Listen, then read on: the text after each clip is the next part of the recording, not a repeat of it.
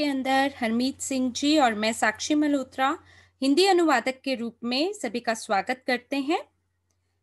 तो इस वेबिनार को शुरू करने में कुछ और क्षणों का समय हमें लगेगा ताकि हम ब्रॉडकास्ट को शुरू कर सकें हमारे यूट्यूब चैनल पे। और जब तक ये हो पा रहा है तब तक के लिए कृपया करके आप हमारे साथ ध्वनि का पुष्टिकरण कर दीजिए चैट में कि क्या आप हमें बेहतरीन रूप से सुन पा रहे हैं। और अगर आप मरिया जी को भी देख पा रहे हैं तो उसके लिए भी हमें पुष्टिकरण कर दीजिए। धन्यवाद। हर बार की तरह गुरुवार को हम सभी लोग ब्लॉकचेन, क्रिप्टो यूनिट ब्लॉकचेन के बारे में बात करते हैं और उद्घाटन के बारे में बात करते हैं जो कि 2 दिन पहले शुरू हुआ है। सच बोलो तो 1 दिन पहले ये शुरू हुआ है और आप सभी जानते हैं मेरा नाम मरिया एंटोनिनकर है और आप सभी जानते हैं कि कल 10 मार्च को क्रिप्टो यूनिट ब्लॉकचेन पर हमारे बैक ऑफिस से सभी वीआईपी क्लब के सदस्यों के लिए हमने हस्तांतरण किया है और ये बहुत बढ़िया रहा क्योंकि हमने इसे भाग के हिसाब से किया है और हमने देखिए सभी के लिए हरे बटन को सक्रिय नहीं किया क्योंकि हर किसी ने वीआईपी क्लब सदस्यता का भुगतान नहीं किया था। केवल कुछ ही लोगों ने वीआईपी क्लब की सदस्यता का भुगतान किया था और वही हमारे वो दिग्गज लोग हैं जिन्होंने कुछ चुनौतियों का सामना किया और धीमे धीमे ये सभी जो चुनौतियां हैं इनसे निपटारा किया गया और इन सभी को सुलटाया गया। हमने अपनी ओर से पूरी कोशिश की कि हम सारी स्थितियों से डट के मुकाबला कर सकें और यकीन मानिए ये एक प्रकार की हमारी सफलता ही थी। और इस वेबिनार को मैं शुरू करते हुए हमारे सभी विकासकर्ताओं के लिए आभार व्यक्त करना चाहूंगी। वो सभी लोग जिन्हें हमने चुना हमारी टीम के रूप में, आईटी विशेषज्ञों के रूप में, ये सभी बेलारूस से हैं और मैं ये कहूंगी ये जो सभी लोग हैं ये इन्हें मैं क्रिप्टो नेट बुलाना चाहूंगी। एक फिल्म भी है इस पे जो कि सुपरमैन पे आधारित है, फार अवे यूनिवर्स के ऊपर आधारित है और उसका ना मेरे को कुछ कुछ धारावाहिक उसके सभी एपिसोड्स के बारे में पता है। तो उसमें ना क्रिप्टोनेट नाम का एक धातु होता है जो कि सुपरमैन की कमजोरी होती है। तो मैं आपको ये कहूंगी कि जो हमारा क्रिप्टोनेट है वो बहुत ही चमत्कारी है इस पूरी कायनात में। और ये जो परियोजना है इसको इस तरह से हमने निर्माण किया है कि किसी ने भी हमसे पहले इसे नहीं किया। देखिए 10 सालों से कई आईसीओ लॉन्च हुए हैं और वो उनका जो दायरा है वो बहुत कम था। केवल 10,000 उपयोगकर्ता होंगे जब उन्होंने आईसीओ किया लोगों ने। लेकिन जो हमारा ब्लॉकचेन एक्सप्लोरर है वो दर्शाता है 7,74,000 उपयोगकर्ता। और हमें ये जो पूरा डेटा है इन सभी उपयोगकर्ताओं का इसे ब्लॉकचेन पे स्थानांतरित करते समय काफी टाइम लगा और हमने ये निर्णय लिया कि जो भी हमारे सभी भागीदार हैं उनके डेटा को हम भाग भाग के हिसाब से स्थानांतरित करेंगे। हमने ये निर्णय लिया कि पहले हम वीआईपी क्लब के सदस्यों को ही मौका देंगे हरे बटन के लिए और फिर धीमे धीमे हम हमारे सभी भागीदारों को ये मौका दे देंगे। और मुझे लगता है कि 3 या 4 दिनों में एंड्रे इसके बारे में घोषणा करेंगे बंद प्रारूप बैठक के अंतर्गत। तो अगर आपका फिलहाल स्थिति सलाहकार और उसके ऊपर है और मान लीजिए अगर आपने $1,000 या उससे ऊपर आपने अगर निवेश किया है कंपनी में, तो बिल्कुल आपका स्वागत है इस शनिवार वेबिनार में, जिसके अंदर बहुत ही सर्वोत्तम समाचार हम आपको प्रदान करते हैं। और साथ ही साथ जो पंजीकरण है एक्सचेंज पे, वो भी खोल दिया गया है, जिसके अंदर जो मुख्य हमारा लक्ष्य है वो ये है कि हम स्थापना करें। तो फिलहाल देखिए, ट्रेडिंग तो शुरू नहीं हुआ है। सबसे पहले हमने एक जांचकर्ताओं की टीम को जांच किया और हमने कोशिश की सीआरयू और यूएनटीबी का ऑर्डर प्लेस करने के लिए। तो जो उनका बैलेंस था उसके अंदर लगभग 1000 सीआरयू थे और उन्होंने बस ऐसे बनावटी रूप से ट्रेड करने की कोशिश की। और 20 मार्च तक हम सबको मौका दे रहे हैं कि सभी लोग वेरीफाई स्वयं को कर लें, और इसलिए ये फिलहाल एक्टिव नहीं है, सक्रिय नहीं है। और हम आपको धीमे धीमे एक्सचेंज पे किस प्रकार से वेरिफिकेशन हो सकता है उसके बारे में भी जागरूक करेंगे। और फिलहाल जो भी टीम वो सभी लोग जो कि जिन्होंने बैक ऑफिस का निर्माण किया है, उसका विकास किया है, हम उनको धन्यवाद देना चाहते हैं, क्योंकि इसके ऊपर सिंक्रोनाइजेशन इंटीग्रेशन निर्भर करता था। इससे कोई फर्क नहीं पड़ता, चाहे रात है चाहे दिन है, बहुत सारी त्रुटियां देखी गई। हमने ये भी देखा कि ब्लॉकचेन के ऊपर बहुत सारी चीजें और चुनौतियां थी, काफी दिक्कतों का सामने हमें करना पड़ा। लेकिन ये सभी जो लोग हैं, इन्होंने डट कर सारी समस्याओं का मुकाबला किया और वो सभी परिणामों को हासिल किया जो अपेक्षित थे। और मेरा जो दूसरा आभार मैं व्यक्त करना चाहती हूँ, वो समर्थन सेवा के सभी लोगों को देना चाहूँगी, जिसके प्रमुख डीना जी हैं। और मैं जो भी सभी एजेंट हैं, जो भी सभी कर्मचारी समर्थन सेवा में काम करते हैं, हम उन्हें धन्यवाद देना चाहेंगे, क्योंकि उन्हें सभी लोग आके सवाल पूछते हैं, उनके ऊपर विस्फाट विस्फोट होता है सभी सवालों का, और वो डट कर सभी सवालों का बेहतरीन जवाब देते हैं। और रात को जानते हैं क्या, 3 बजे मॉस्को समय पर काफी ज्यादा रश हो गया और लाखों सवाल लगातार इकट्ठे समर्थन सेवा पे, और सभी लोग पर्दे के पीछे उन्होंने डट कर मुकाबला किया और सभी लोगों के सवालों का जवाब देने की कोशिश की। और अंतिम आभार मैं आपको व्यक्त करना चाहूंगी मेरे प्यारे भागीदारों, खास करके आप सभी लोग जिन्होंने हमें समर्थन सेवा पे हमारा सहयोग किया, जिन्होंने हमारी समर्थन सेवा को सकारात्मकता पूर्ण जवाब दिए, उनकी सराहना की। कुछ नकारात्मक लोगों से भी हमारा सामना हुआ, पर हमने उनसे भी अच्छे से निपटारा किया और उनको भी हमने संतुष्ट करने की कोशिश की। अगले स्लाइड पर हमने ये स्लाइड पहले भी देखी है, और ये जो स्लाइड है हम पिछले वेबिनारों पे भी देख चुके हैं, और आप में से सभी लोग जानते हैं हमारे क्रिप्टो यूनिट ब्लॉकचेन टोकन के बारे में। लेकिन मैं थोड़ा सा और आज आपको बताना चाहती हूँ इसके बारे में कि हमारे साथ क्रिप्टो यूनिट है, यूएनटी भी है, और कई लोगों ने इसको माइन करने की कोशिश की।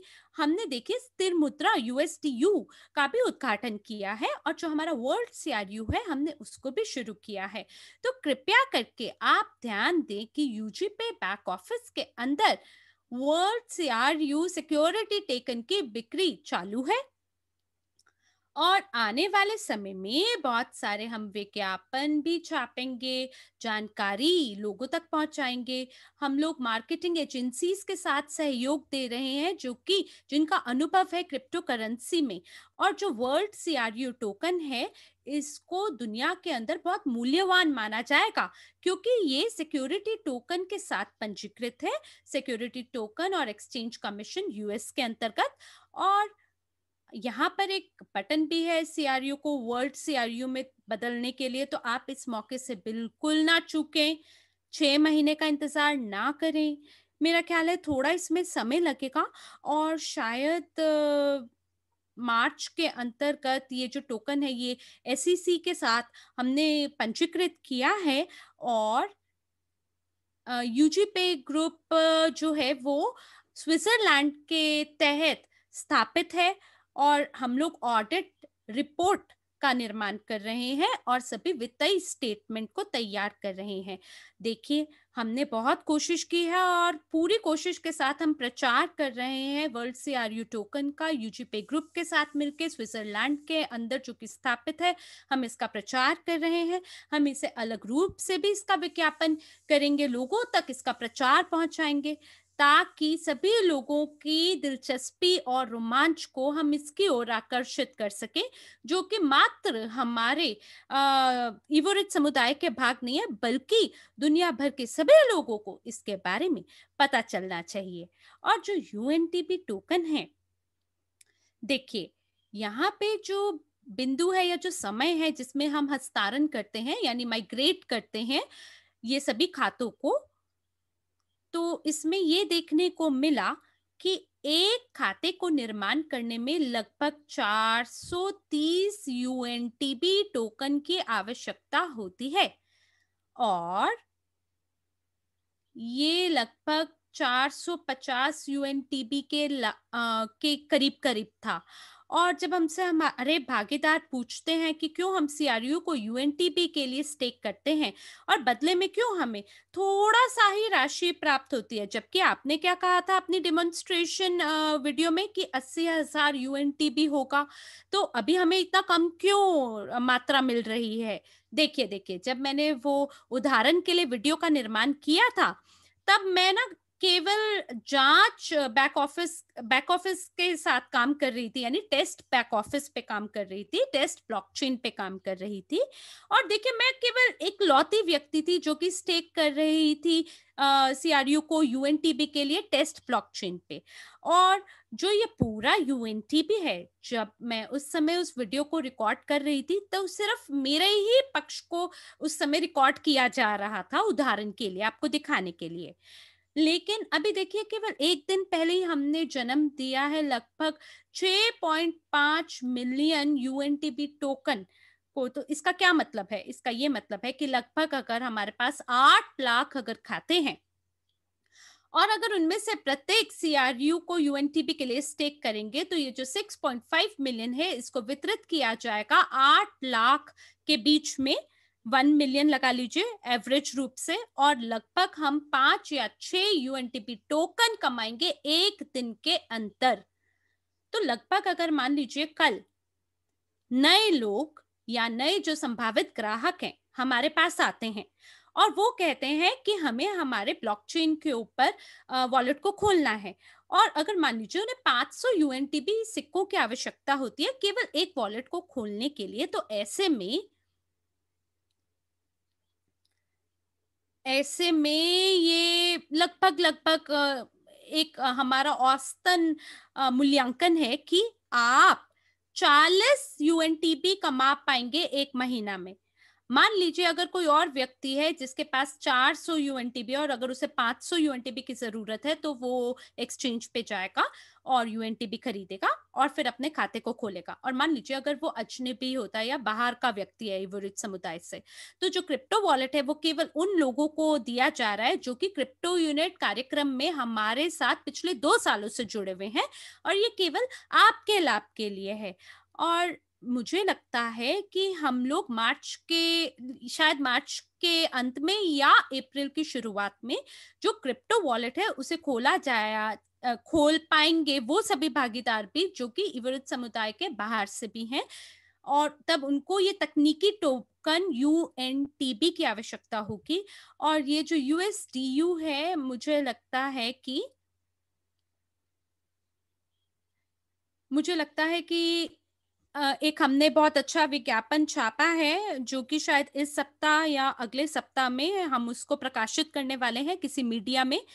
मुझे ये अभी तक नहीं पता कि हम उस विज्ञापन को कहाँ छापेंगे, लेकिन हमने आज की जो भी स्थिति है उसके हिसाब से हमने चर्चा की है कि जो ये स्थिर मुद्रा है यूएसडीटी और यूएसडीसी, तो जो यूएसडीटी है, अगर आप इसके बारे में नहीं जानते हैं तो मुझे बड़े ध्यान से सुनिए आप लोग अभी, कि यूएसडीटी वो स्थिर मुद्रा है जिसको हमने कई कई कई साल पहले इशू किया था।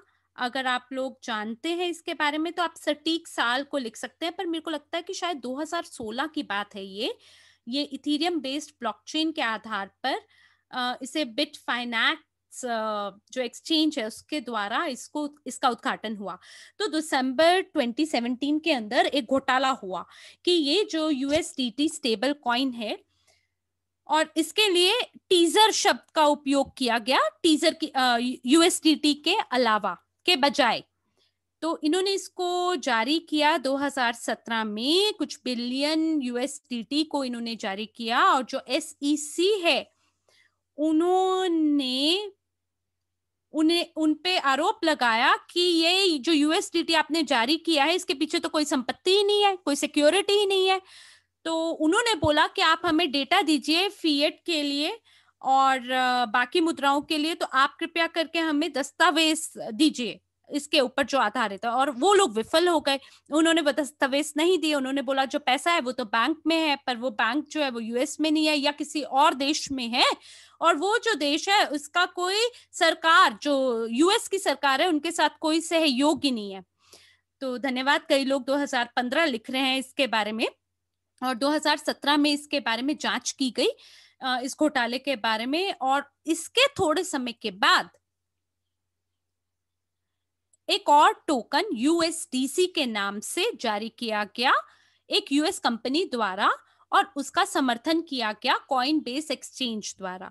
उन्होंने एकदम से एसईसी के साथ पंजीकरण कर लिया और उन्होंने सभी पारदर्शिता पूर्ण सभी दस्तावेजों को भी समर्पित कर दिया। उन्होंने ये बोला कि यूएसडीसी एक टोकन है जो कि यूएस सरकार के नियंत्रण के अंदर है, और इसके आधार पर जो भी संपत्ति है वो सभी सिक्योर्ड है। तो बहुत सारे ऐसे भागीदार हैं जो कि यूएसडीटी के ऊपर जांच करना चाहते हैं या उसके लिए प्रयोग करना चाहते हैं, ट्रायल करना चाहते हैं। उन्होंने एसेट को ट्रांसफर करा यूएसडीटी के लिए, और कुछ लोगों ने टीजर का उपयोग किया और उन सभी ने इसको परिवर्तन कर लिया यूएसडीसी में। और ये जो स्टेबल कॉइन है या स्थिर मुद्रा है, इसकी ये जो प्रसिद्ध हुआ तो इसने ओवरलोड कर दिया पूरे नेटवर्क को, और ये सभी इथेरियम बेस्ड टोकन है। तो आज जो कमीशन है इथेरियम नेटवर्क का, यूएसडीटी टीजर का कमीशन लगभग $20 है। तो अगर आप एक यूएसडीटी को किसी तक पहुंचाना चाहते हैं तो जो कमीशन आप इथेरियम में देंगे वो लगभग 20 या 23 या लगभग $25 तक हो सकता है। और अगर आप यूएसडीसी को बेचना चाहते हैं तो लगभग $14 का कमीशन पड़ेगा। तो जो स्मार्ट कॉन्ट्रैक्ट है उसके अंदर थोड़ा सा अंतर हो सकता है, इसलिए कमीशन थोड़ा कम है, लेकिन फिर भी देखिए ये अपने आप में तो ज्यादा है। अगर आप $100 को आगे बेचते हैं तो जो $14 का कमीशन है ये तो रॉकेट से भी ज्यादा बड़ा है। और ये जो इतने बड़े बड़े कमीशन है इसकी वजह से बहुत सारे ऐसे भागीदार हैं जो कि USDT stable coin Tron blockchain पर उसका उपयोग करने लगे। तो ये ट्रॉन बेस्ड स्टेबल कॉइन है, और मैंने वहां पे भी अपने खाते को खोला और मैंने वहां क्या देखा कि अगर मैं यूएसडीटी को बेचना चाहती हूँ ट्रॉन वॉलेट से तो उसमें आपको ट्रॉन की जरूरत होती है, जैसे हमें यहाँ यूएनटीबी की जरूरत होती है। तो वहां आपको कम से कम 5 ट्रॉन की आवश्यकता पड़ती है। जो 5 ट्रॉन है लगभग $5 के लागत बराबर है। तो आप उसको लेके वॉलेट का उपयोग कर सकते हैं। तो जो न्यूनतम खरीद है वो $50 है। अगर मैं 100 को बेचना चाहती हूँ तो एक वॉलेट को खोलने के लिए मेरे को $50 का शुल्क देना होगा। तो इस संदर्भ में वैश्विक रूप से ये जो स्थिर मुद्रा है जिसको सभी लोग पसंद करते हैं 2015 से, हमारा जो टोकन है वो बहुत ही महान रूप से देखा जाएगा, क्योंकि देखिए इसमें हम कोई कमीशन नहीं लेते। आप इसको यूएनटीबी को केवल एक बार खरीदेंगे, उसको आप माइन कर पाएंगे और फिर उसको आपको दोबारा खरीदने की जरूरत नहीं है। केवल जो सीआरयू टोकन है उसे आप स्टेक करेंगे और आप अपने यूएसटीयू को माइन कर पाएंगे, और आप ये जो स्थिर मुद्रा है इसका उपयोग निशुल्क रूप से उपयोग कर पाएंगे और इसको एक्सचेंज कर पाएंगे पीयर टू पीयर। और जो हमारा यूएसटीयू सिक्का है इसका प्रचार किया जाएगा और इसका जगह जगह इसके बारे में विज्ञापन छापे जाएंगे, इसके बारे में पूरा प्रचार किया जाएगा और ये बहुत ही बढ़िया रहेगा। तो अगर आप मेरी आवाज ठीक से सुन पा रहे हैं तो चैट में 1 नंबर दबा दीजिए। धन्यवाद आपके पुष्टिकरण के लिए। तो बाईं ओर देखिए स्क्रीन में क्रिप्टो वॉलेट स्क्रीनशॉट है और दाईं ओर हमारा एक्सचेंज है। तो हम क्या कर सकते हैं क्रिप्टो वॉलेट में? इसके लिए हमने सभी जो विशेषताएं हैं, इसकी जो भी फंक्शंस हैं, हमने उसको अभी सक्रिय नहीं किया है। तो हम अनब्लॉक्ड सीआरयू को स्टेक कर सकते हैं यूएनटीबी के लिए। तो ये स्टेकिंग और अनस्टेकिंग के बारे में बात है। सीआरयू को सीआरयू के लिए ये जो फंक्शन है ये फिलहाल आपके लिए सक्रिय नहीं है, एक्टिव नहीं है। कुछ जो भागीदार हैं उन्होंने सीआरयू को सीआरयू के लिए स्टेक करने की कोशिश की पहले दिन, लेकिन वहां पर सीमित संख्या में ही सीआरयू था और वो केवल जांचकर्ताओं के लिए ही था। लेकिन जो कुछ भागीदार हैं वो बड़े सौभाग्यशाली हो गए क्योंकि वो भी कर पाए। ये थोड़े से कुछ जो भागीदार हैं वो इसे सीआरयू के लिए कर पाए स्टेकिंग। तो अगर आप जाकर देखते हैं कि हमारे स्टेकिंग पूल में 3 बिलियन से कितना है, तो ये 3 लाख से 2 बिलियन में इसमें कुछ कुछ कमी हुई है। यानी कि 3 लाख जो सीआरयू हैं उसको स्टेक कर लिया गया है सीआरयू से सीआरयू के लिए। और ये जो फंक्शन है फिलहाल अब ये आपके लिए निष्क्रिय किया गया या ये सक्रिय नहीं है जब तक आगे के हमें निर्देश नहीं मिलते। तो हमारे आज के वेबिनार के अंत में मैं सोचूंगी कि क्या तिथि को चुने हम सीआरयू को सीआरयू के लिए स्टेक करने के लिए। तो फिलहाल आप सीआरयू को यूएनटीबी के लिए ही स्टेक कर सकते हैं और जो परिवर्तन है सीआरयू का वर्ल्ड सीआरयू में ये अभी आपके लिए सक्रिय नहीं है। इसलिए कृपया करके आप इस बटन के लिए तलाश ना करें। टेक्स्ट इंस्ट्रक्शन में क्या लिखा गया है कि ये जो फंक्शन है आपके लिए थोड़े समय बाद सक्रिय किया जाएगा और ये इसलिए है क्योंकि हम सीआरयू को वर्ल्ड सीआरयू के अंदर कन्वर्ट कर रहे हैं हमारे यूएसडीयू के लिए, जो कि हमारी स्थिर मुद्रा होगी और आप इसे क्वांटम या एक्सचेंज पे खरीद पाएंगे। और इसके लिए कुछ और भी स्लाइड्स हैं जिसके बारे में हम आगे बात करेंगे। तो वो सभी लोग जो कि क्रिप्टो वॉलेट के अंतर्गत हैं, आप लोग सीआरयू को स्टेक कर सकते हैं और बदले में यूएनटी भी कमा सकते हैं। और क्या कर सकते हैं आप? अगर आपके पास अनफ्रोजन सीआरयू हैं तो आप उन्हें पीयर टू पीयर एक्सचेंज कर सकते हैं। ये जो पीयर टू पीयर एक्सचेंज है ये उन सभी भागीदारों के लिए सक्रिय किया गया है जिनके पास क्रिप्टो वॉलेट है। तो लॉयल्टी प्रोग्राम बोनस का क्या होगा? देखिए, ये लॉयल्टी प्रोग्राम बोनस यूएसटीयू स्थिर मुद्रा के अंदर इसको किया जाएगा, लेकिन ऐसा नहीं है कि कल ही हो जाएगा ये। बिल्कुल, हम सभी को आदत हो गई है लॉयल्टी प्रोग्राम बोनस की 8 से 10 तारीख तक हर माह की प्राप्त करना। लेकिन क्योंकि हम माइग्रेट कर रहे हैं ब्लॉकचेन पे और आप जानते हैं कि इसमें समय लग सकता है, तो ये जो मौका है ये केवल वीआईपी क्लब के सदस्यों के लिए ही फिलहाल उपलब्ध थी। तो बाकियों के लिए ये करने के लिए यूएसटीयू को ब्लॉकचेन वॉलेट पे स्थानांतरण करने के लिए हमें चाहिए ये चीज कि ज्यादा से ज्यादा जो भागीदार है वो अपने क्रिप्टो वॉलेट पे जाएं और जो लॉयल्टी प्रोग्राम बोनस है वो थोड़े समय के बाद आपको प्रदान कर दिए जाएंगे, क्योंकि हम चाहते हैं कि सभी लोग ब्लॉकचेन पे आ जाएं उसको प्राप्त करने के लिए।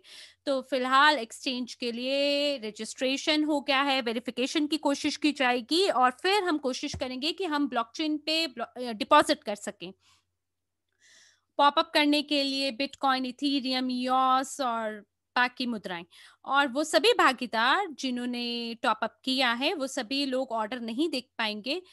जैसे अगर किसी ने ऑर्डर प्लेस किया है सीआरयू यूएनटीबी के लिए, ये तब तक नहीं देखने को मिलेगा जब तक सभी जो ट्रेडिंग है उसे रिज्यूम नहीं कर लिया जाता। तो फिलहाल इसे रोका गया है और हमारी एक्सचेंज पे लगभग 30,000 हमारे लोग हैं जो कि पंजीकृत हो चुके हैं और मात्र 4,000 ही केवल या लगभग 5,000 भागीदार ही केवल वेरीफाई हो पाए हैं। और मैं आपको जो संख्याएं हैं इसके बारे में सारांश पैटर्न तक हम आपको इसके बारे में पूरी जानकारी दे देंगे। और जहाँ तक एक्सचेंज वेरिफिकेशन की बात है, तो यहाँ पे एक बॉट होता है ग्लोबल पास प्रोग्राम के पास में।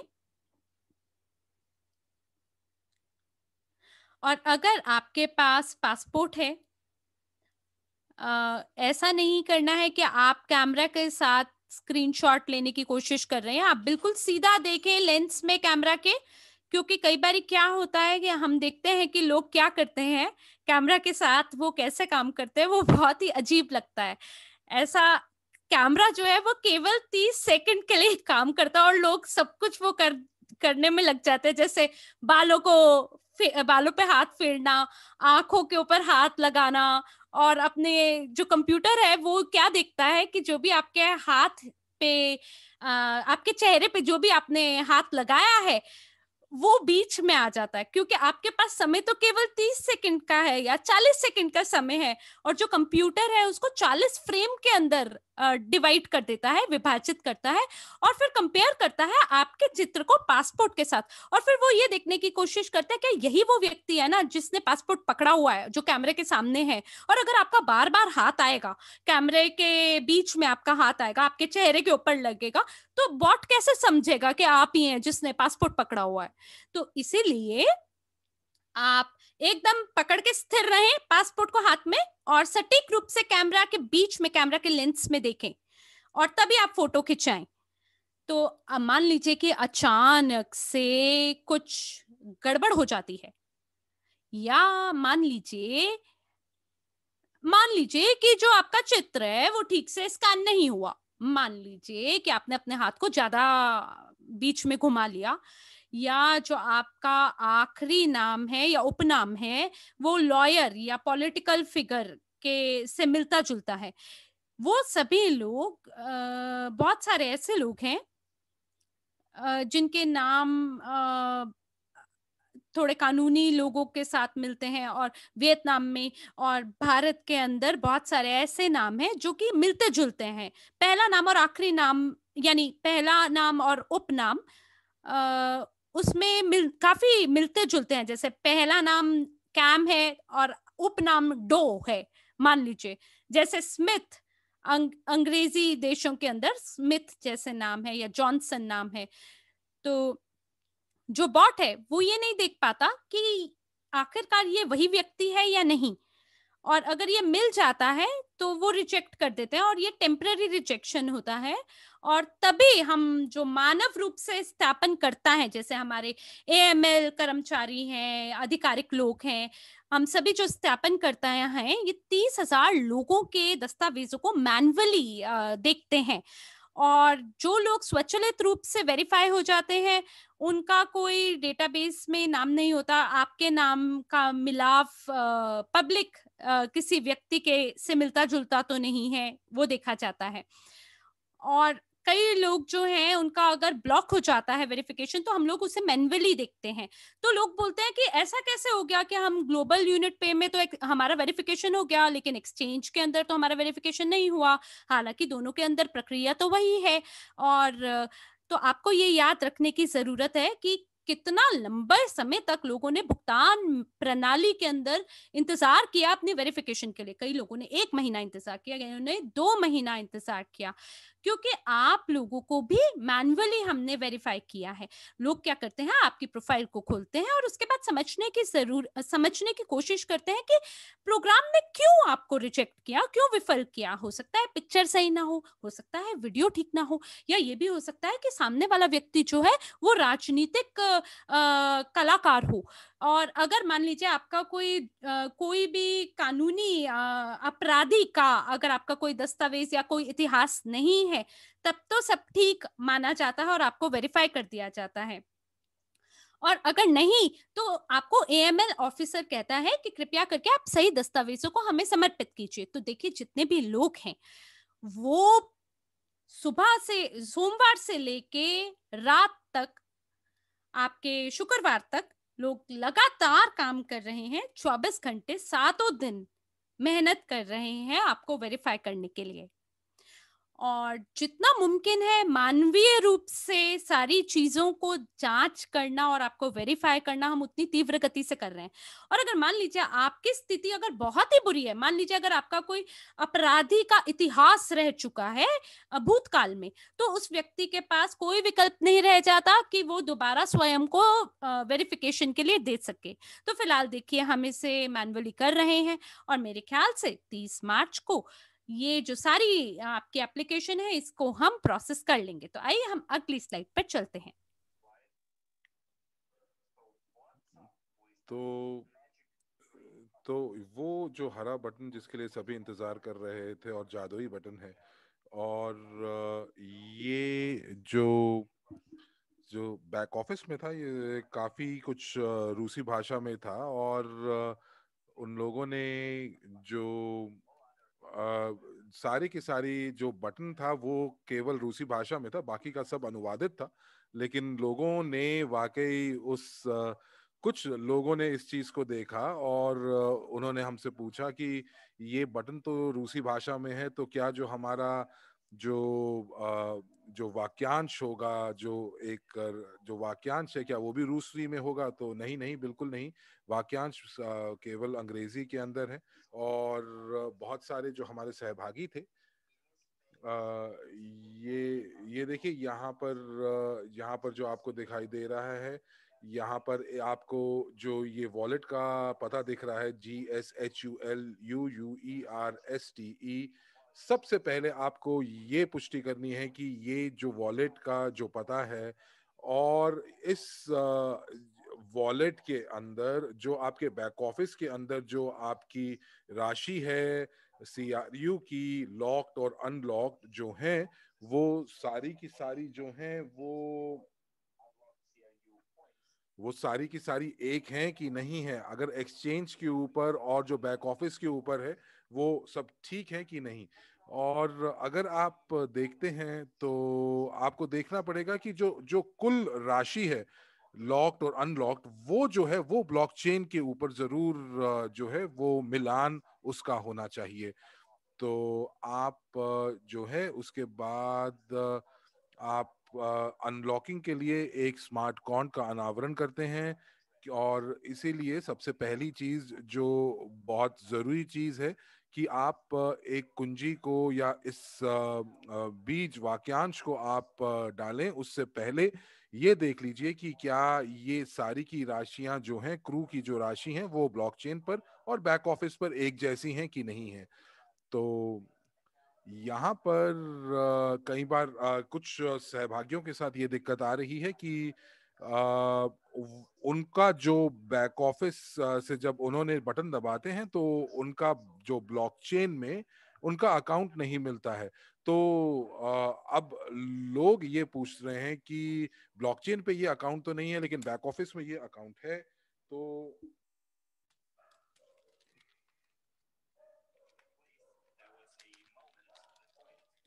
तो यहाँ पर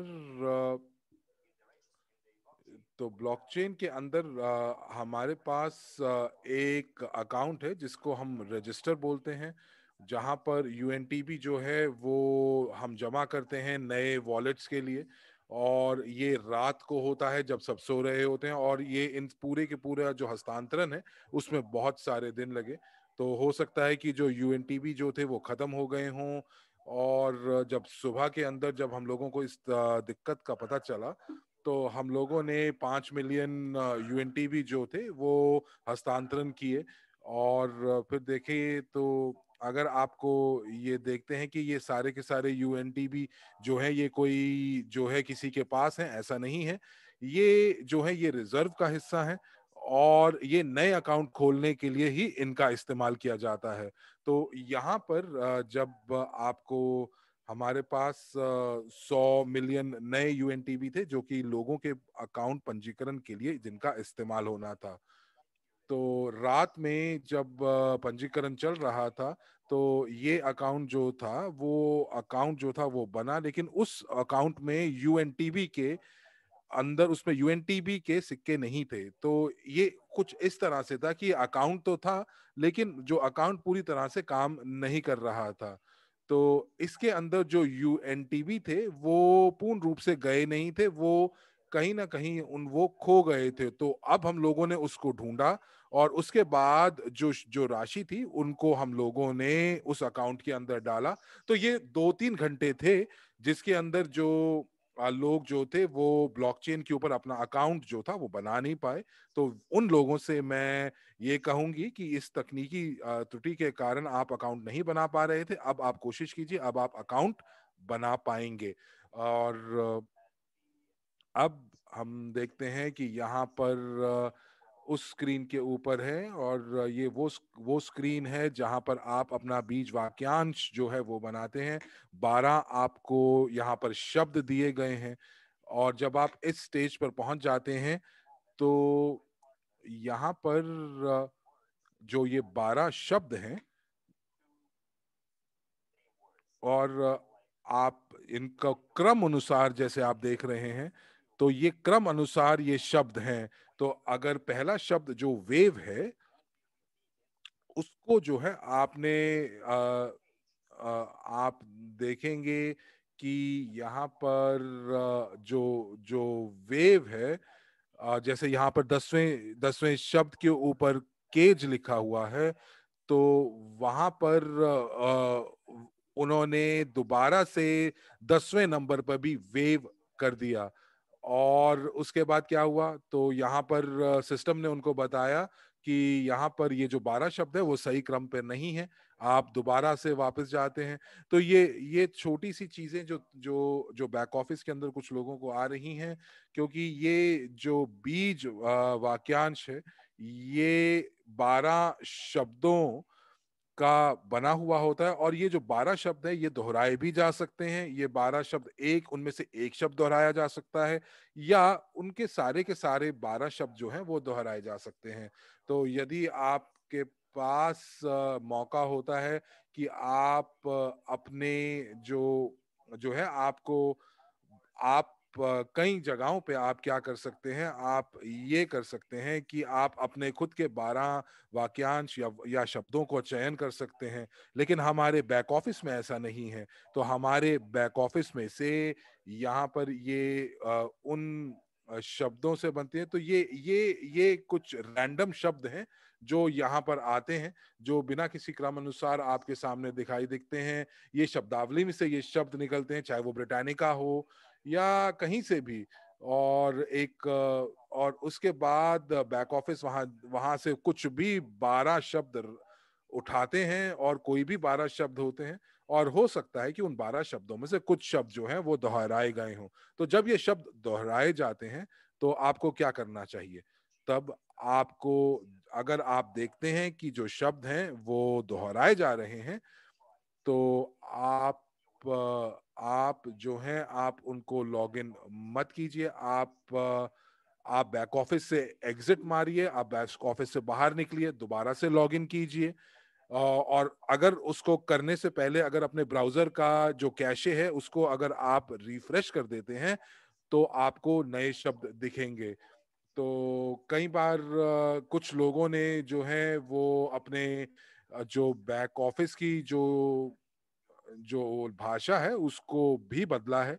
और जैसे वो रूसी में है तो वो अंग्रेजी में आ जाते हैं, तो वो अगर अंग्रेजी है तो वो फ्रांसीसी में चले जाते हैं। तो अगर आप ये सब चीजें जो अगर आप करते हैं तो आपको 12 शब्द जो हैं वो नए मिलेंगे। तो जब तक आपके पास 12 अलग अलग शब्द इन बीज वाक्यांश में नहीं आते हैं, तब तक आप जो है आगे नहीं बढ़ पाएंगे। और उसके बाद ये जो क्रमानुसार जो शब्द लिखे हुए हैं, और उसके बाद आप अगर कोई शब्द जो है वो दोहराए जा रहे हैं तो अपने बैक ऑफिस से लॉग आउट कीजिए, दोबारा से लॉग इन कीजिए, और फिर से उसको आप देखिए। और उसके बाद आपको जब शब्द जो है वो अलग अलग 12 शब्द दिखेंगे, तभी आप इस प्रक्रिया से आगे गुजर पाएंगे। और क्या क्या हुआ, और कौन से केस थे? एक और महिला थी जिन्होंने कहा कि मैंने इस वाक्यांशों का मैंने स्क्रीनशॉट नहीं लिया है, मैंने उनको एक पेपर पे लिखा है। तो मैं तो आपको यही कहूँगी कि आप दोनों चीज़ें करिए। आप नोट्स भी बना सकते हैं, आप जो है कंप्यूटर पे भी इसका स्क्रीनशॉट ले सकते हैं। आप अपने मोबाइल से भी अब इसकी पिक्चर ले सकते हैं कि अगर कहीं आपको ज़रूरत पड़ जाए। तो ये बहुत ज़रूरी है। अब देखिए जैसे कि मेरे जो कंप्यूटर हैं उसके अंदर प्रिंट स्क्रीन का कोई बटन नहीं है, तो इसीलिए आप क्या कर सकते हैं, आप अपना फ़ोन ले सकते हैं और उससे फ़ोटो खींच सकते हैं। तो इस प्रकार ये जो पिक्चर है, ये पिक्चर जो आपका वाक्यांश है, उसको आप आराम से सेव कर सकते हैं। और अगर आप विंडोज़ पे काम कर रहे हैं, तो भी आप स्क्रीनशॉट ले सकते हैं। तो देखिए जहाँ पर जो दिक्कतें जो थी वो ये थी कि कुछ अकाउंट के अंदर जो थे वो ब्लॉकचेन के अंदर नहीं थे, और कई बार जो शब्द थे वीक जो ये जो वाक्यांश है, बीज वाक्यांश है, उसके अंदर शब्द दोहराए हुए थे। तो चलिए अब आगे चलते हैं और देखते हैं कि जब आप ये जो आप 12 शब्दों को आप डाल देते हैं और उसको एंटर करते हैं, तो आप स्क्रीन के ऊपर आ जाते हैं। और अब यहाँ पर आपको क्या करना है, आपको अपने जो आपके वॉलेट का जो नाम है वो आपको यहाँ पे लिखना है लॉगिन के अंदर, और नीचे आपको वो शब्द लिखने हैं, बीज वाक्यांश लिखने हैं।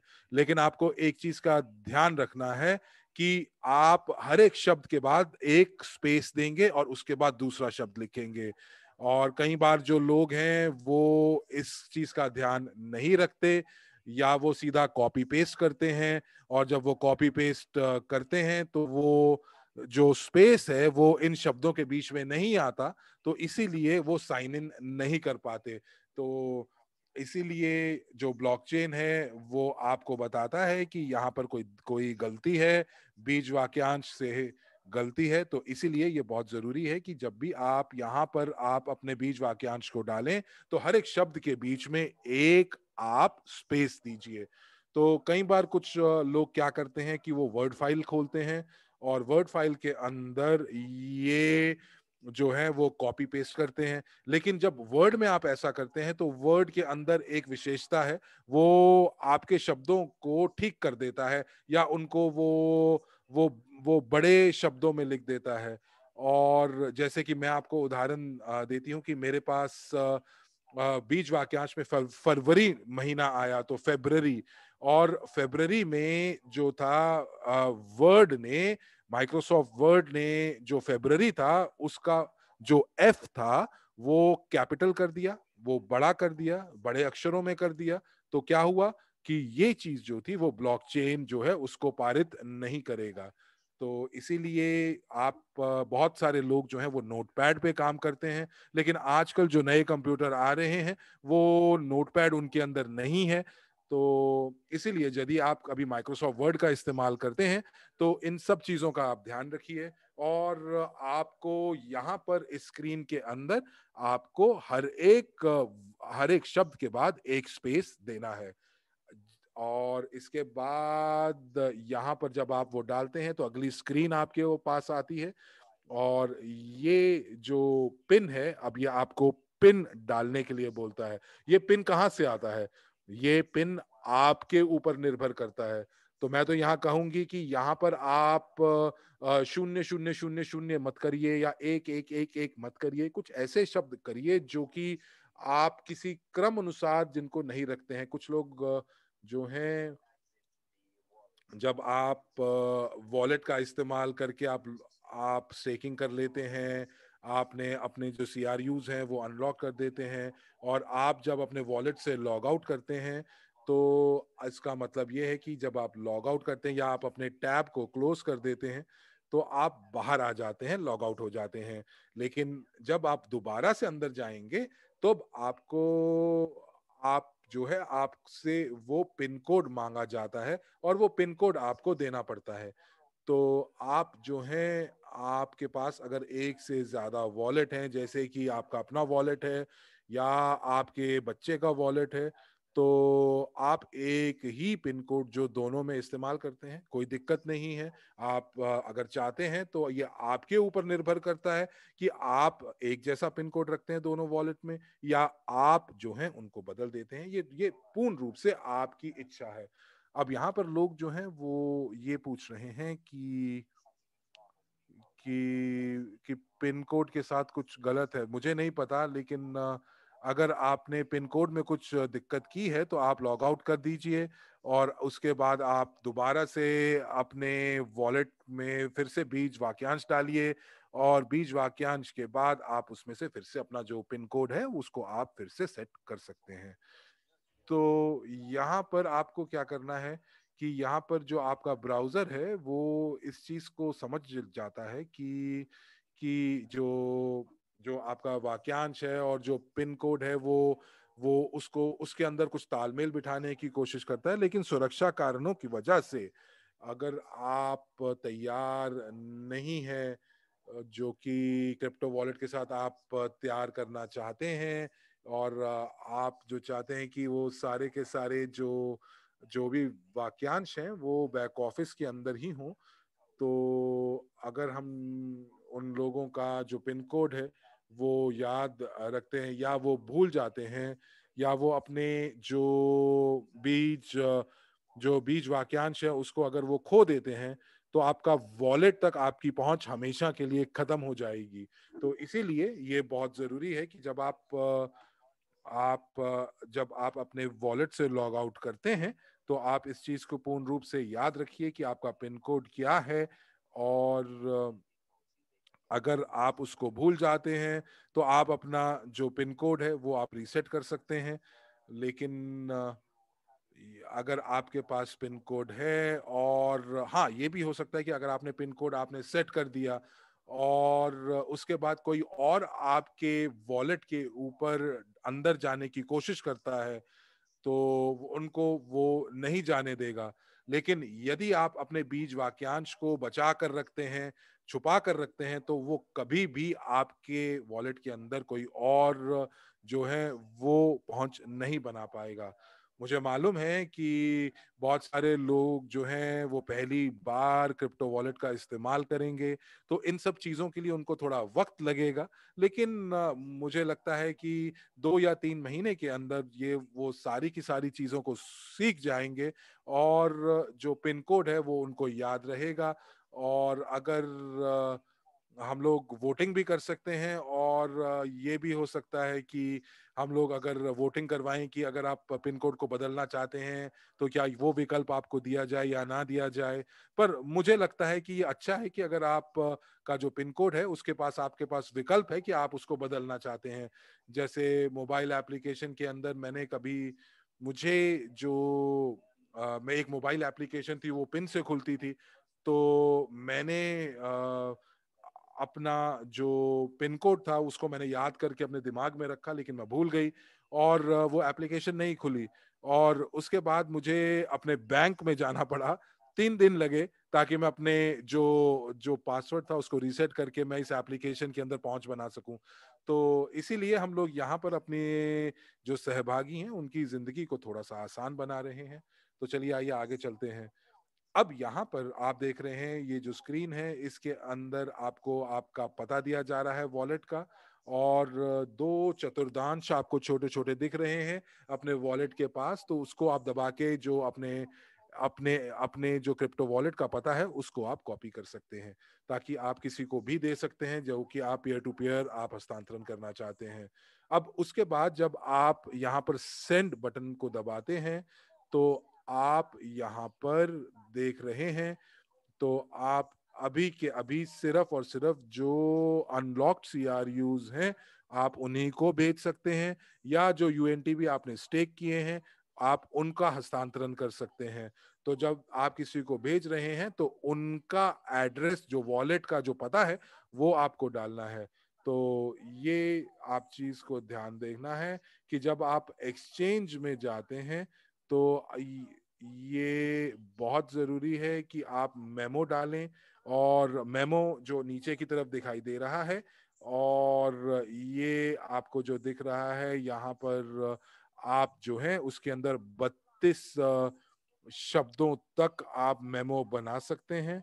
और जो पता है उसके अंदर 12 अक्षर होते हैं। तो 12 अक्षर जो आपके सामने हैं, तो ये 12 से कम हो सकते हैं लेकिन 12 से ज्यादा नहीं हो सकते। तो अब आपको ये देखना है कि कुछ अकाउंट में 12 से कम अक्षरों का जो है वो पता है, वॉलेट का पता है। तो अगर कोई आपको कोई पता भेज रहा है और उसके अंदर 13 या 14 शब्द बनते हैं, तो ये आपका वॉलेट नहीं है, वॉलेट का जो पता है वो सही नहीं है। तो उस समय आप उनसे उनके वॉलेट का जो स्क्रीनशॉट है वो मांग सकते हैं, और उससे आपको पता चलेगा कि आपको कहाँ पर जो अपने टोकन्स है वो हस्तांतरण करने हैं। आइए अब स्टेकिंग की बात करते हैं। तो जैसा कि मैंने आपको पहले कहा है कि यहाँ पर सीआरयू और सीआरयू से सीआरयू का जो स्टेकिंग है, माफ कीजिएगा, सीआरयू से यूएनटीबी जो है, और सीआरयू से सीआरयू जो है वो माफ कीजिएगा एक बार, सीआरयू से सीआरयू जो है वो थोड़ी देर के बाद शुरू होगा। और तो अब हम बात करते हैं यूएनटीबी, जो कि नेट और सीपीयू के लिए इस्तेमाल किया जाता है। तो जब आप स्टेकिंग करते हैं तो आपको यूएनटीबी प्राप्त होते हैं, और उसके बाद जो यूएनटीबी हैं उनको आप सीपीयू के लिए अगर स्टेकिंग करते हैं, तो मैं आज के लिए आपको कहूंगी कि अभी तो आप उसको मत कीजिए। हाँ, अगर आप कुछ आप उसका प्रशिक्षण करना चाह रहे हैं और बटन दबाना चाह रहे हैं तो वो आप कर सकते हैं। इस समय ब्लॉकचेन जो है वो वाकई जो है किसी दबाव में नहीं है, और आपके जो वॉलेट हैं वो भी खाली हैं, और कोई लेन देन भी नहीं हो रहा है। तो इसीलिए अगर आप नेट और सीपीयू के लिए यू स्टेकिंग कर रहे हैं यूएनटीबी की, तो उसकी कोई भी जरूरत नहीं है। तो जब आप देख रहे हैं कि जब सीपीयू और नेट का जो जो स्केल है, या जो जो आपका वो पूर्ण हो जाता है, तो ये जो गोलाकार जो आपको आकृति दिख रही है वो जब पूरी तरह से भर जाती है, तब आपको स्टेकिंग करने की जरूरत पड़ती है। लेकिन इस समय आपको यूएनटीबी, सीपीयू और रैम के लिए स्टेकिंग करने की कोई भी आवश्यकता नहीं है, क्योंकि जो हमारी जो जो ब्लॉकचेन है वो बिल्कुल भी दबाव में नहीं है। आइए अगली स्लाइड के ऊपर चलते हैं। और कोई यहाँ पर लिख रहा है कि मुझे बटन दबाने अच्छे लगते हैं, तो ठीक है, आप वो कर सकते हैं। तो यहाँ पर जो ये आपको हम दिखा रहे हैं, WCRU से CRU में परिवर्तित करने करने का जो विकल्प है, ये मार्च के बाद होगा, ये मार्च के बाद उपलब्ध होगा। और अगर आप यहाँ पर लोग पूछते हैं कि WCRU को CRU में कैसे हम परिवर्तित कर सकते हैं, तो अब आपको अगर मैं बताऊं कि अगर हम लोग जो हैं वो, एक प्रक्रिया है कि डब्ल्यू जब सीआरयू से WCRU में जब जाते हैं तो 3 साल लगते हैं उसको पूरी तरह से अनलॉक होने के लिए। तो ये जो परिवर्तन की जो जो फीस है या जो शुल्क है वो बहुत कम है। लेकिन आने वाले समय में ये मांग और आपूर्ति के हिसाब से इसको जो है, ये इस ये इसका जो जो स्तर है वो आंका जाएगा। तो अगर अभी इस समय आप जो सीआरयू हैं उनको WCRU में परिवर्तित कर सकते हैं, और 1 साल के बाद जब आपके जो WCRU जो हैं वो अनलॉक्ड हो जाएंगे, तो उनको आप जो लेन देन है वो एक्सचेंज पे भी कर सकते हैं। उस समय एक्सचेंज में क्या रेट होगा हमें नहीं पता। हो सकता है कि उस समय सीआरयू जो है वो $10 का हो और WCRU भी $10 का हो, या हो सकता है कि WCRU जो हो वो बहुत ज्यादा चली जाए, क्योंकि उस समय WCRU की जो मांग है वो ज्यादा होगी, आपूर्ति कम होगी। तो इसीलिए ये जो भी हम लोग सोच रहे हैं, ये आपके सामने ये विकल्प हैं जो आपके सामने हैं। तो कई बार ये भी हो सकता है कि WCRU बहुत ज्यादा महंगे हों, और जब आप सीआरयू से जब आप WCRU में आ रहे हैं, तो आपको काफी ज्यादा मूल्य देना पड़े। और इस चीज के ऊपर भी निर्भर करता है कि जो WCRU का मूल्य है वो बिटकॉइन के ऊपर निर्भर हो, तो उस हिसाब से आपको USDU के अंदर कमीशन देनी पड़े, ताकि आप जो है वो जो मूल्य है उन मूल्यों का आप जो है वो आप देख सकें जो विभिन्न विभिन्न एक्सचेंजों के ऊपर है। तो ये जैसे कि अभी आपके पास दिखाई दे रही है कि जो कमीशन जो है या जो ट्रांजैक्शन फी है, लेन देन का जो जो फीस है वो बहुत कम है। तो दोस्तों ये जो चीज है, एक कहावत है ना, वो कहते हैं कि आप एक तीर से दो निशाने मारना चाहते हैं। तो अगर आप चाहते हैं कि आप CRU टोकन के अंदर आप 8% कमाना चाहते हैं, आप और 3 साल के बाद आप जो है आप हो सकता है कि आप ये चाहें कि आप ये जो फीस है वो हस्तांतरण की फीस है वो आप ना देना चाहें, लेकिन ऐसा होगा नहीं। तो आप ये देखेंगे कि उस समय आप अपना CRU है वो WCRU के अंदर परिवर्तित करना चाहते हैं, और उस समय 3 साल के बाद आप कहें कि ये मुफ्त में हस्तांतरण हो, तो ये नहीं होगा। देखिए, कंपनी जो है वो चाहती है कि वो पैसे बनाए, लेकिन वो उपहार के रूप में आपको कोई भी चीज आगे चलकर नहीं देगी। तो चलिए USDU की अगर बात करते हैं कि मार्च के अंदर हम लोग ऐसा कुछ कार्य करेंगे कि हम लोग क्वांटम के साथ काम करेंगे कि आप क्वांटम से USDU जो है आप खरीद सकते हैं और बेच सकते हैं क्वांटम के जरिए से।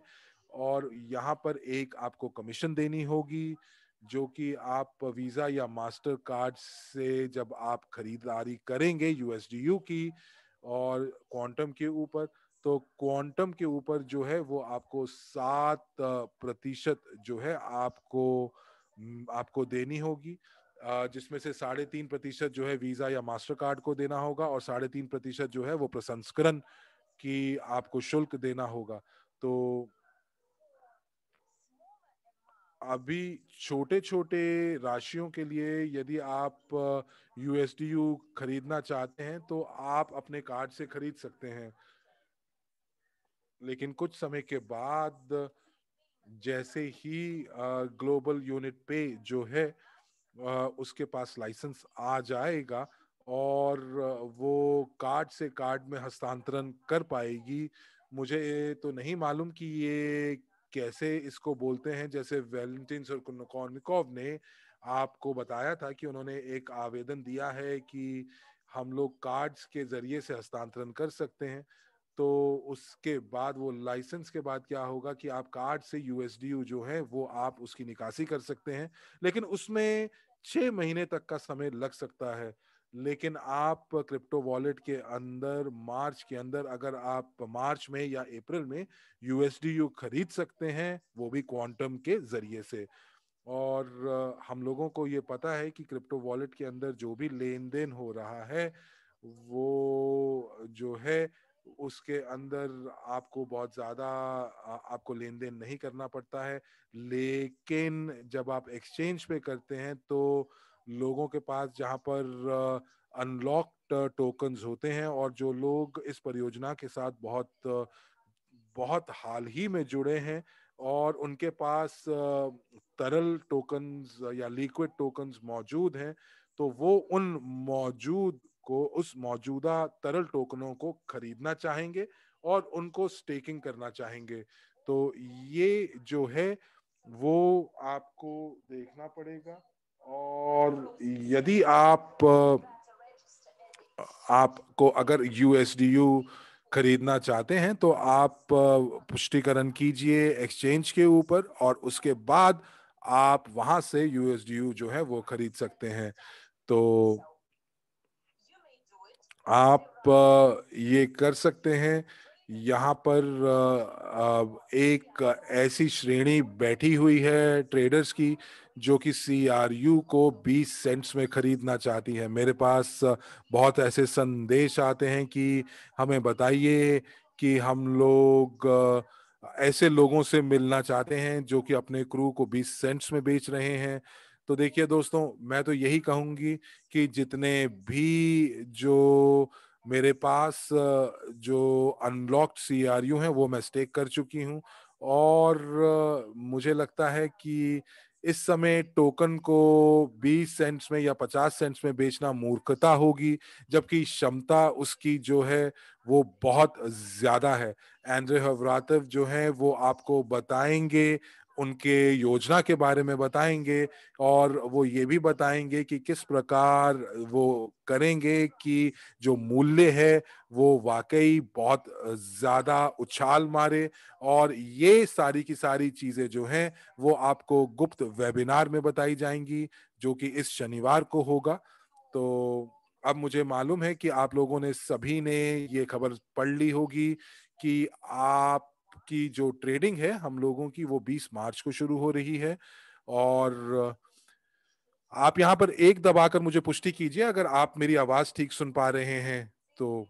और थोड़ी देर के बाद आप जो हैं, आपके जो ये जो अगर आपके पास ग्लोबल यूनिट पे के पास अकाउंट है तो आप उस वहां से इस यूनिटेक्स के अंदर आप जो है ये निकासी की जो जो एक अनुरोध है वो आप डाल सकते हैं, और उसके बाद उसी भुगतान प्रणाली से अपनी निकासी जो है वो प्राप्त कर सकते हैं। अब मैं आपको थोड़ी सी एक खबर देना चाहती हूं कि आप 20 मार्च तक इंतजार मत कीजिए कि जो ये एक्सचेंज है वो इस बाइनेंस की तरह 20 मार्च को वो कार्यरत हो जाएगी।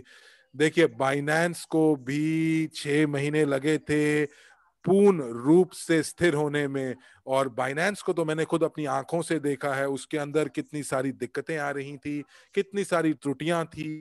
उसमें भी कुछ अलग प्रकार की त्रुटियां थी और मुझे आशा है कि हम लोग बहुत जल्दी तकनीकी रूप से तैयार हो जाएंगे ट्रेडिंग के लिए। लेकिन जो विड्रॉल होगा आपका एक्सचेंज से, उसकी गति थोड़ी धीमी हो सकती है।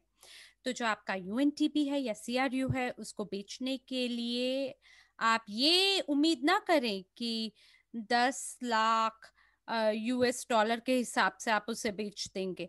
बस आपने बटन दबाया और आप उसे एकदम से बिटकॉइन में देखेंगे। तो जो हर विड्रॉल है, आईएमएल जो ऑफिसर की टीम है वो लोग उसे मैनुअल रूप से जांच करेंगे। तो शुरुआती समय से देखिए, जो हमारी एक्सचेंज है वो बहुत संवेदनशील है, बहुत सेंसिटिव है, और ऐसी भी स्थिति हो सकती है कि कहीं हमारे हाथों से कोई चीज छूट ना जाए, या हमारी ये खूबसूरत चीज हैकर्स के हाथ ना लग जाए। आप लोग डिपॉजिट कर सकते हैं सीआरयू में, बिटकॉइन में या किसी और चीज में, लेकिन जो पैसे का निकालने का या निकासी का तरीका है उसकी गति धीमे होगी। आपको बस ये याद रखना है कि इसमें कुछ दिन लग सकते हैं। वैसा नहीं होगा जैसे बाइनेंस में होता है, आधे घंटे में या कुछ ही घंटों के अंदर ये हो जाता है। हम लोग धीमे धीमे वहां पर भी पहुंच बनाने की कोशिश करेंगे, लेकिन इसमें कुछ महीने लग सकते हैं।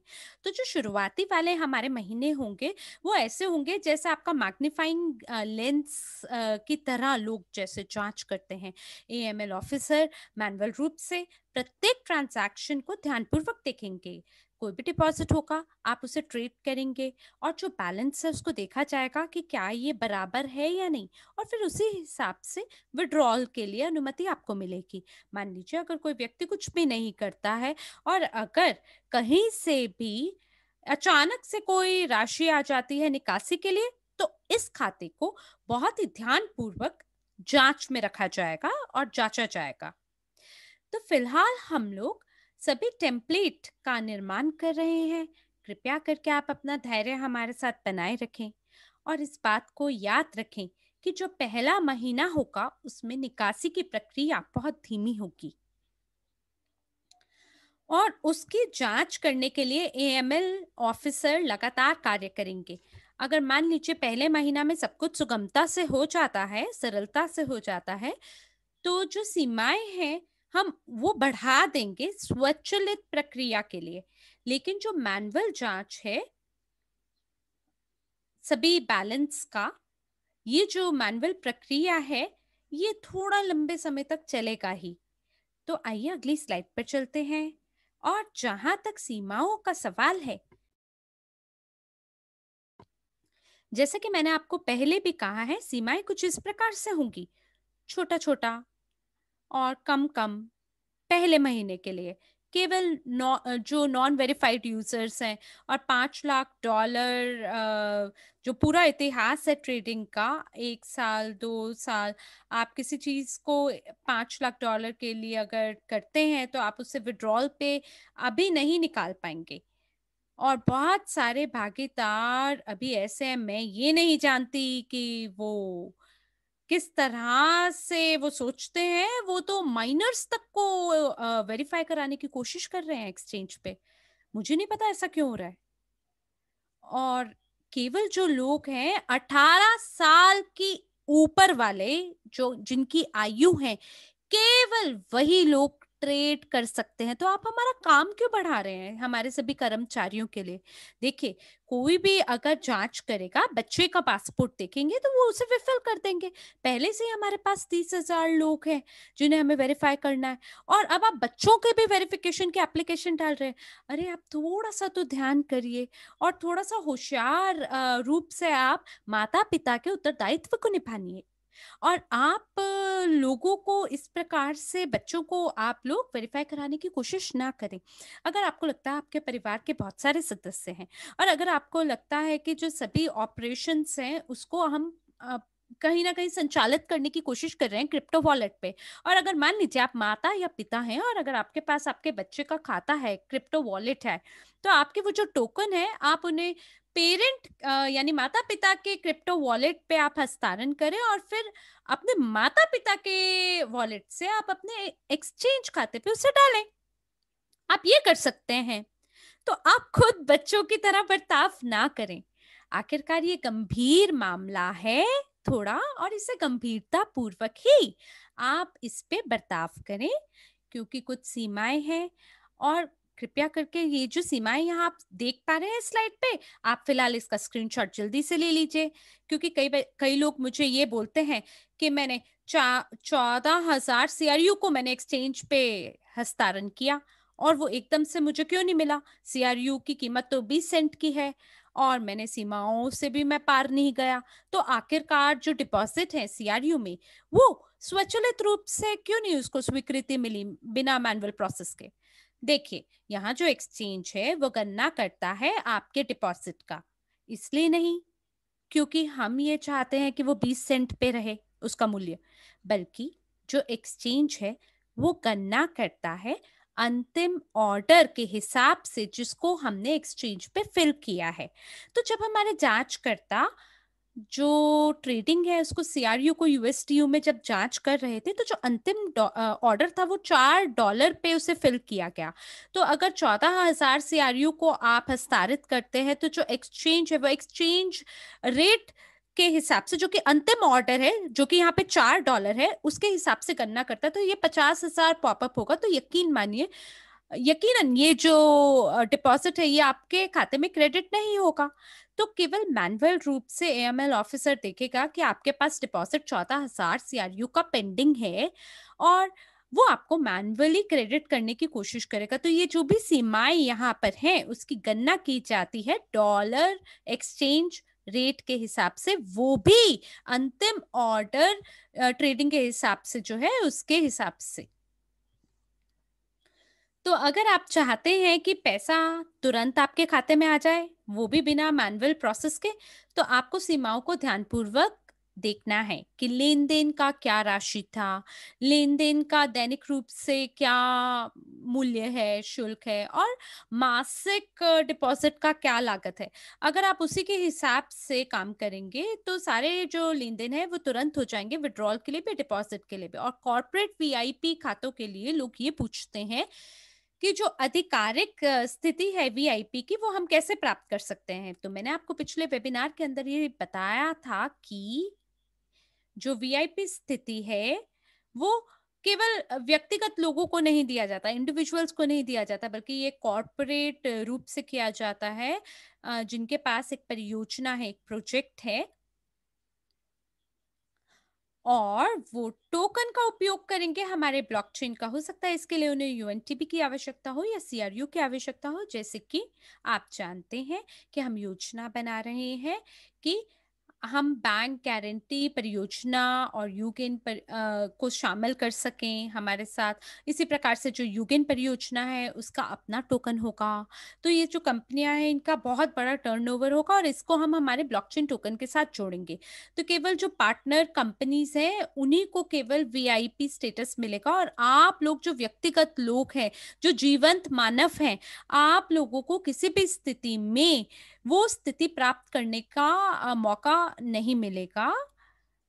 जो ह्यूज ट्रैफिक है वो केवल कॉर्पोरेट क्लाइंट ही उसको कर सकते हैं और केवल उन्हीं को ये वीआईपी स्थिति मिलेगी। और जो एक्सचेंज है वो तो कमीशंस के हिसाब से ही पैसा कमाता है ना, जो भी लेन देन होता है। तो अगर आपका जो सीआरयू है अगर आप उसे $30 मिलियन पे बेच रहे हैं तो यहाँ जो एक्सचेंज है वो लगभग 0.05% उसका कमाएगा आपके एक्सचेंज या लेन देन से। आप अपने पैसे को कैश आउट करेंगे और आप क्या करेंगे, आप अपने प्लांट्स और फैक्ट्रीज का निर्माण करना शुरू कर देंगे, उसे खरीदना शुरू कर देंगे। तो ये जो स्थिति है ये मात्र उन्हीं लोगों को दिया जाएगा, उन्हीं सहभागियों को दिया जाएगा जो कि सुनिश्चित करेंगे कि बहुत बड़ा टर्नओवर वो लेकर आएंगे एक्सचेंज के ऊपर। वरना आप मात्र एक वेरीफाइड यूजर होंगे जिनके पास बस थोड़ी थोड़ी सीमाएं जो हैं जिनकी बढ़ती जा रही हैं। तो ये अब जो आप स्लाइड देख रहे हैं ये बहुत ही बढ़िया स्लाइड है। कृपया करके इसका भी स्क्रीनशॉट तुरंत ले लीजिए। इसको पूर्ण रूप से आप बचाने की कोशिश करें कि क्या तिथियां यहाँ लिखी हैं सीआरयू को। सीआरयू के लिए देखिए यहाँ 20 मार्च को हम लोग एक्सचेंज ट्रेडिंग को शुरू कर रहे हैं। तो वो सभी लोग जिनके पास तरल सीआरयू टोकन नहीं है वो उसे खरीद सके। तो तरल यानी लिक्विड का मतलब होता है अनलॉक्ड, यानी आपके पास 5 दिन होंगे अनलॉक्ड सीआरयू को खरीदने के लिए एक्सचेंज पर, ताकि आप उसे स्टेक कर सकें। अगर हम इसे पहले करते हैं, मान लीजिए अगर हम इसे आज करते हैं या कल करते हैं इसका उद्घाटन, तो एक रणनीतिक निर्णय लिया गया है रणनीतिक विभाग द्वारा। उन्होंने पूरी स्थिति का मूल्यांकन किया और उन्हें आभास हुआ कि ट्रेडिंग के उद्घाटन की शाम को ये बढ़िया रहेगा, ये एक बढ़िया कारण होगा या बढ़िया मौका होगा कि हम इसके आसपास बढ़िया प्रचार कर सकें और लोगों को अपनी ओर आकर्षित कर सकें, तो इसको हाइप कर सकें। तो 5 दिन पहले सीआरयू से सीआरयू एक्सचेंज को शुरू किया जाएगा और जो सबसे बढ़िया स्टेकिंग रेट है उसको 30 मार्च तक बंद कर दिया जाएगा। तो मात्र 5 दिन लोगों को दिए जाएंगे कि वो अपने सीआरयू को सीआरयू के लिए स्टेक कर सके, अनलॉक्ड सीआरयू को सीआरयू के लिए स्टेक कर सके।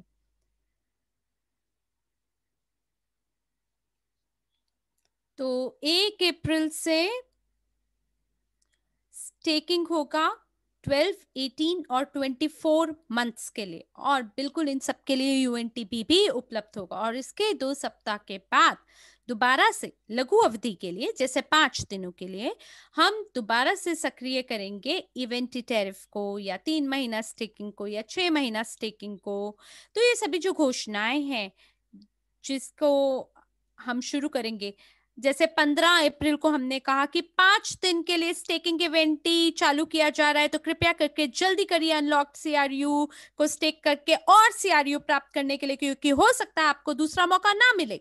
तो इस प्रकार की जो घोषणाएं हैं ये बाजार में हमारी मांग को बढ़ाएंगे, लोगों को हमारी ओर आकर्षित करेगा और अनलॉक्ड सीआरयू के लिए भी मांग बढ़ाएगा और हमारी उम्मीद के हिसाब से इसका मूल्य बढ़ जाएगा। तो हम लोग क्या करेंगे, हम लोग इसके आसपास सभी प्रचार करेंगे और मुझे लगता है आप भी ये करेंगे, आप खुद भी इसका काफी प्रचार करेंगे, आप बाकी लोगों को बताएंगे इस सभी स्टेकिंग के बारे में।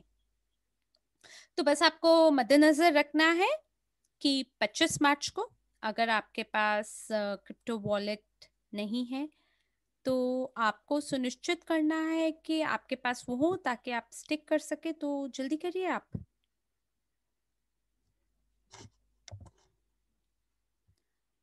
और जल्दी से कोशिश करें क्रिप्टो वॉलेट तक पहुंच बनाने की। और आप सरलता से स्टेकिंग कर पाएंगे। 3 बिलियन पर्याप्त होगा या नहीं, ये हम 25 मार्च को देखेंगे। हो सकता है कि 3 बिलियन आधे घंटे के अंदर ही खत्म हो जाए। तब केवल स्टेकिंग यूएनटीपी के लिए ही उपलब्ध होगी। तो जो संख्या में सीआरयू है वो सीमित है। हमारे पास मात्र 3 बिलियन टोकन है उपहार के रूप में स्टेकिंग अनब्लॉक सीआरयू के लिए। तो आइए हम अगली स्लाइड पर आ गए हैं। दोबारा से ये आपको याद दिलाना चाहते हैं कि अपने क्रिप्टो वॉलेट का निर्माण करने से पहले पाठ और वीडियो निर्देशों का आप अध्ययन करें और फिर ब्लॉकचेन पर जाएं। और दोबारा से क्रिप्टो वॉलेट पर जाते हुए आप रिफ्रेश बैलेंस पे क्लिक करना ना भूलें, या रिफ्रेश फ्रोजन जो आपका टोकन है उसको आप क्लिक करना ना भूलें, ताकि आपका जो अनलॉक टोकन है वो बैक ऑफिस के साथ मैच करें। अगर आप उसे पहली बार में रिफ्रेश करने में सफल हो जाते हैं तो केवल 1 या 2 टोकन को ही स्टेकिंग पे डालने की कोशिश करें यूएनटीबी के लिए, या अनस्टेक करने की कोशिश करें, मतलब अपने खाते के साथ कुछ लेन देन करने की कोशिश करिए। और फिर जो अनलॉक्ड सीआरयू है वो मैच करना चाहिए आपके सीआरयू के साथ जो बैक ऑफिस में। तो ये हम आपको इसलिए बता रहे हैं क्योंकि हमारे सभी भागीदारों के अनुभव से हमने ये देखा है। तो इसके बाद हमारे पास एक और स्लाइड है आपके लिए, बिल्कुल ये है वो स्लाइड। बहुत बड़ी घटना होने वाली है आप सबके लिए 30 मार्च से, जो कि जन्म दिवस है हमारे क्रिप्टो यूनिट कार्यक्रम का। हम लोग दूसरी वर्षगांठ मना रहे हैं हमारे इस खूबसूरत कार्यक्रम का। और मार्च तो बहुत प्रसिद्ध है बहुत खूबसूरत घटनाओं के लिए, जैसे उद्घाटन हुआ ब्लॉकचेन का, एक्सचेंज ट्रेडिंग का उद्घाटन हुआ। और आपको याद ही होगा कि 1 अक्टूबर को कितना मजेदार था ये किस्सा, कि हम सभी ऑनलाइन आए, जूम पे आए, हमने सभी वक्ताओं को दुनिया भर से देखा, ऑस्ट्रेलिया, यूनाइटेड किंगडम, बाकी यूनाइटेड स्टेट्स और अलग अलग देशों से। और ये जो घटना है जो कि 30 मार्च को आयोजित होने जा रही है, ये वो घटना होने वाली है क्योंकि 8 शहर होंगे दुनिया भर से। फिलहाल मेरे को उनका नाम नहीं पता है, लेकिन इसके बारे में मेरे ख्याल से सारांश बैठक में बताया जाएगा, या वो 8 जो शहर हैं उनके बारे में घोषणा समाचार अनुभाग में आपको बैक ऑफिस में देखने को मिलेगा। तो उन 8 शहरों से 200 या 300 हम लोग लाइव ऑडियंस को आपस में जोड़ेंगे लाइव कॉन्फ्रेंस के लिए। और वो सभी लोग जो कि उस जगह पर नहीं पहुंच पाएंगे, वो सभी लोग इस पूरी सम्मेलन को, इस लाइव कॉन्फ्रेंस को ऑनलाइन देख पाएंगे। तो जो टिकटें हैं इस ऑफलाइन गैदरिंग की, ये सीमित है। तो जो शुल्क लगेगा हमारे समिट के लिए, जो लागत लगेगी, ये धीमे धीमे इसके टिकट का शुल्क बढ़ता जाएगा जैसे जैसे हम और ज्यादा इस घटना की मुख्य तिथि के नजदीक पहुंच जाएंगे। तो अगर आप इसे YouTube या Zoom पे देखना चाहते हैं तो बहुत सारे समाचार आपको देखने को मिलेंगे। कंपनी के सभी योजनाएं, भविष्य की जितनी भी परियोजनाएं हैं, इसके बारे में भी इस सम्मेलन में घोषणा होगी। तो आपको केवल अपने बैक ऑफिस पे जाना है, आपको बाय टिकट बटन पे क्लिक करना है, और मुझे लगता है कि हम सब मिलके उत्सव मना सकते हैं हमारी उपलब्धियों का, जो भी हमने क्रिप्टो यूनिट कार्यक्रम में अभी तक प्राप्त की है। और मेरे ख्याल से यही अंतिम समाचार था, और इसी के साथ हरमीत सिंह जी और मैं साक्षी मल्होत्रा आपके साथ हिंदी अनुवादक के रूप में यहीं विदा लेते हैं। आशा है आपका जीवन, आपका समय मंगलमय हो, और नए जोश और उमंग के साथ बहुत शीघ्र आपके साथ अगले वेबिनार में दोबारा मुलाकात होगी। तब तक के लिए आप लोग अपना ध्यान रखें, और धन्यवाद। शुभ रात्रि।